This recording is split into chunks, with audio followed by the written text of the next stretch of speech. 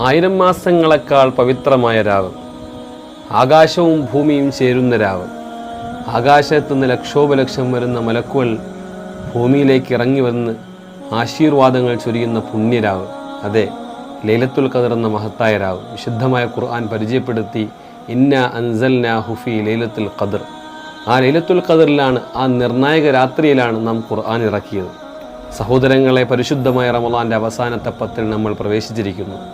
ഇനിയുള്ള ഓരോ ഒറ്റ രാവുകളിലും നമുക്ക് ലൈലത്തുൽ ഖദറിനെ പ്രതീക്ഷിക്കാം. മഹാനായ റസൂലുള്ളാഹി സ്വല്ലല്ലാഹു അലൈഹി വസല്ലമ തങ്ങൾ പഠിപ്പിച്ചു, തഹറൗ ലൈലത്തുൽ ഖദരി ഫിൽ വിത്രി മിനൽ അശ്റിൽ അവാഖിരി മിൻ റമളാൻ.